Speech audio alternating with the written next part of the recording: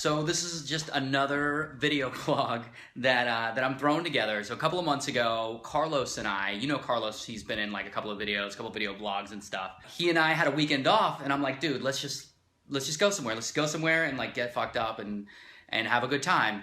And so we decided to go to Puerto Vallarta, and we went for like 2 days, and we were drunk the whole time and just acting like you'll see us on camera. We're just acting like total assholes.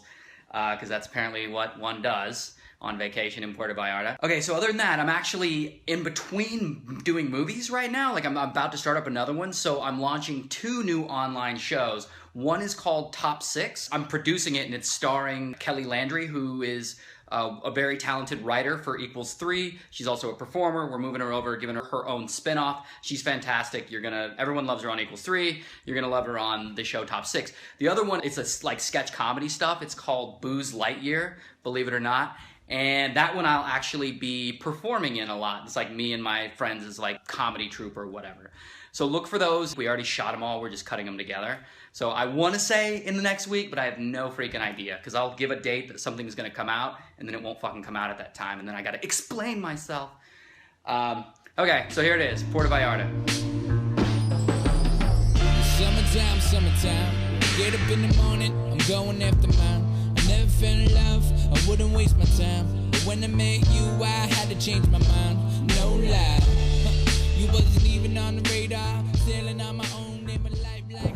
Really interesting story about my dad, my pops. Like, he was never really around. He's kind of a deadbeat, not really a good dude from what I understood. He's an addict, like alcohol, drugs, and he was abusive to my mom. He didn't, and to his other girlfriends. He never like hit my mom, but he had this thing where he'd choke her and shit. So when I was 16, I had this like college fund that my great-grandmother had set up for me, and he wiped it clean. Basically, when we investigated, we found out that like he had cashed in all this money, and I had to pay the taxes, right? So I was just like, man, that guy's bad news. I'm never talking to him again. He's out of my life. Because there was never any attempt to like remedy the situation. He never like wrote a letter. He never reached out and was like, hey, I'm sorry, like I did these bad things. So I haven't talked to him since I was 16. Like, that was a decade and a half ago. I get a call this year. I remember it. I was on the 3rd Street Promenade. I was Express buying like V-neck t-shirt, like buying the very t-shirt I'm wearing now. I get a call from my mom. So I pick it up, and she's like, hey, I don't know how to tell you this. I just found out from your aunt that your dad has cancer. Yeah. And they gave him like a month to live. And he wants to see you. And I mean, it sucked, and I was just like, I don't know, Mom. Yeah, I was like, I don't know, Mom. I don't really care to see him. Like, I know it's terrible, but I haven't talked to the guy in 16 years. And it's not like he became a better person. It's like, now that he's on his deathbed, I'm supposed to rush and be like, oh my God, I really love you. Yeah. And all this stuff. And yeah, it's tough either way. Yeah, it's really tough either way. And I still don't know if it was the right decision, but I stand behind it. I stand my ground. And maybe that's just because I'm stubborn. But it wasn't, I don't know, like that scenario fucked with me a lot. It still fucks with me. You know, I said no, I didn't go see him. About 6 weeks later, I got a text from my mom, and it was a screenshot of his obituary. Oh man. So he died. And like, how did you feel? Was that weird? It was really weird.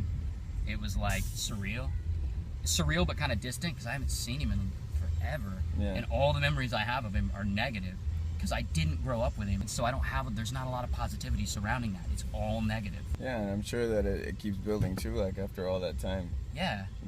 What you have in your head, those memories become like the only thing you have.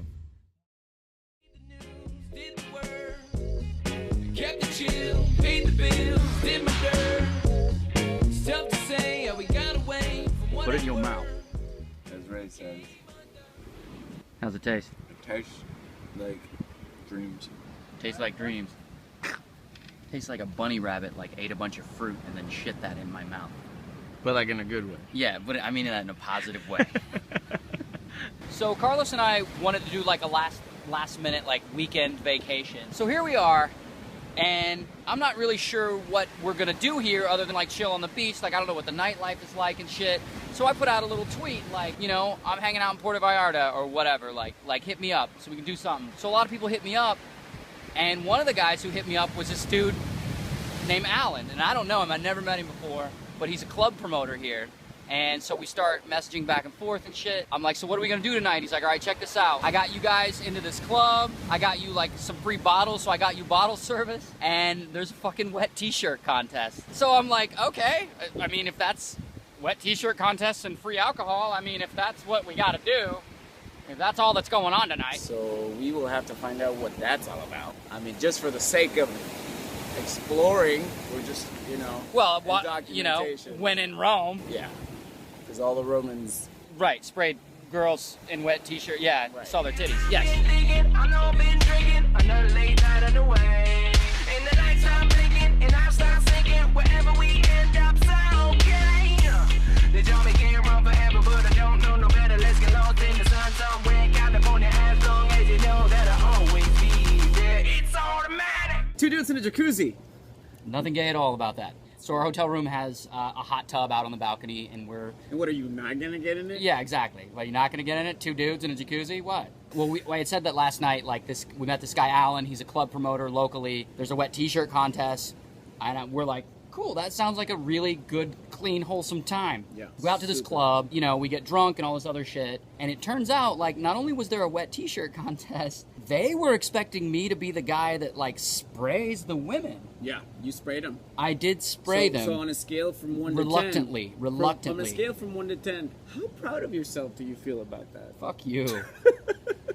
Fuck, okay, I get it. I get that it's degrading to women. Like, I totally... get it, but you know, like when you're drinking, when you've had like 3 or 4 bottles between 3 of us, what am I supposed to say? No? Just like when you're presented with an opportunity, you go for it. It's destiny. You just right? be a sexist asshole? I mean, I didn't say that. You fucking implied it. It's bullshit. No, bullshit. You were having fun, man. I feel like the more times you did it, the more of a professional you felt. Like you were really owning the whole... It's not my thing. I'm not that guy. I'm not that fucking, like, yeah, wet t-shirt contest. Like, it's stupid. Like, if I want to see tits, I'll go and look at porn or something. Right. You know, like, it's easier. But right. we were there. We were in the moment. You were in the moment. You had that you were challenged. You were faced with something. You went for it. I commend you because it's got to be really hard to make that decision, right? Oh, fuck you. Fuck you. Fuck you. Salud. I don't know what this is. They just handed it to us. I don't know anymore, dude. I just put things in my mouth. Okay. No questions asked. Sounds reasonable. So creamy. Yeah, I'm actually going to Florida to visit my family. My sister's actually putting me together. It's kind of like a bike ride. It's Alzheimer's awareness because my dad passed away a few years ago, 2012, from Alzheimer's. From Alzheimer's? Yeah, he had it for a long time. It was like 10 years. How old was he? Mid-50s. Damn. So, and my mom, I mean, she was the champ. She took care of him. Never put him at home. I think she always felt like it was a responsibility. So, and it was hard because it was the kind of like Alzheimer's where he couldn't go anywhere, or he would get antsy, or he couldn't really travel. So my mom for like a long time, and we tried to help as much as possible. Yeah. But you know, like when you get to a point, like that's the kind of Alzheimer's that affects the person that it almost feels comfortable with one person. Obviously, my mom. So even to a certain point, like we would try to take care of him, but he would just like freak out, and my mom wasn't around for a while. So it was really hard on her. So I mean, they say that caregivers have the worst when they take care of Alzheimer's. Like my mom is like a soldier, man. She really. Shit. Yeah, and it's bittersweet, you know, obviously because he passed away, but it's one of those things, it's like there was no quality of life, and I'm just really happy that my mom now is like visibly like in a better place. Did you ever have an adult relationship with her? Well, no, because I was like 18, so by the time that it was diagnosed, that's the one thing that kind of sucks. I never had like a peer-to-peer. Yeah. That's probably why I'm always like searching for a mentor or something. On them lonely nights, glue the stains, set a song.